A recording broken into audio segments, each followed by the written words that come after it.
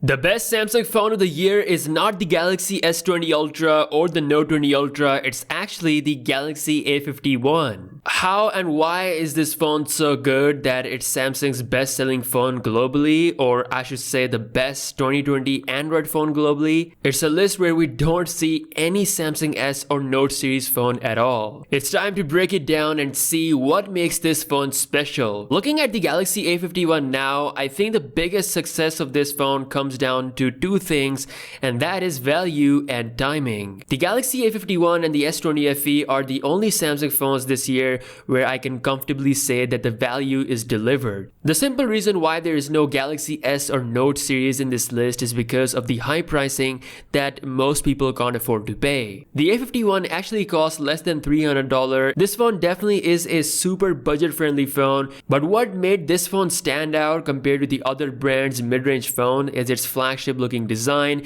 and one constant software that Samsung brings no matter what Samsung phone you buy, whether it's a flagship or a mid-range phone, and that is the One UI. Because of these similar things, a lot of people are actually satisfied by using the A51 and they don't really feel the need to switch to a flagship phone. The A51 closely resembles the design of the S20. The flat 1080p 60Hz AMOLED display has great colors, and honestly it looks slightly more bezel-less than the S20 FE that I tried out a couple of days ago. There's a quad camera on the back that is pretty versatile. You get lenses from macro to zoom to ultra wide to wide, and then on the front we have a 32 megapixel front camera. These cameras can do a pretty good job outdoor. If you want high resolution images, you can switch to the 48 megapixel mode. As always, Samsung image processing with the highlights and the detail is on point with the A51. If you're shooting outdoor or if you have a decent lighting situation, then most of the time this phone will do pretty good. Now it's coming with the Exynos 9611 chip. It does a good job at keeping the performance smooth. Samsung has done some good optimization as well, but still it is a mid-range chip, and when you have like 5-6 apps open in the background and you try to scroll through web, there is this occasional lag or delay. As far as the gaming is concerned, you can play pretty much any game on this phone from medium to high settings. The best part about this chip is that it is really power efficient, which is why this phone is like a solid one-day contender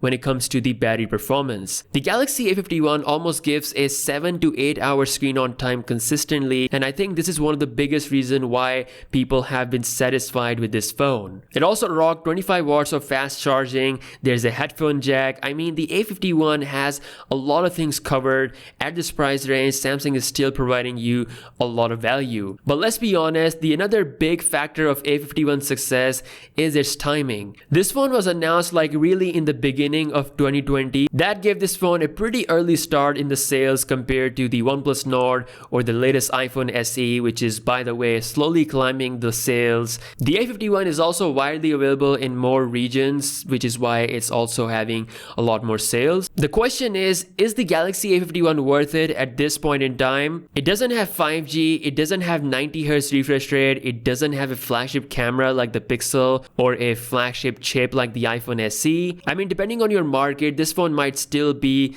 like $130 or $120 cheaper than the OnePlus Nord or iPhone SE or the Pixel 4a. But if you can afford to pay more money, then I think those phones are providing a lot more features. I'm really excited for the Galaxy A52 next year. Let's see what Samsung does. They absolutely have to bring the refresh rate to 90Hz and also use a stronger processor. I feel like the successor to this phone is going to be an even better phone when it comes to the sales. So yeah, that was my breakdown of Samsung's best-selling phone of this year. Let me know your thoughts in the comment section below. If you guys are new here, be sure to subscribe to the channel, and as always, I'll catch you guys in the next one. Peace out.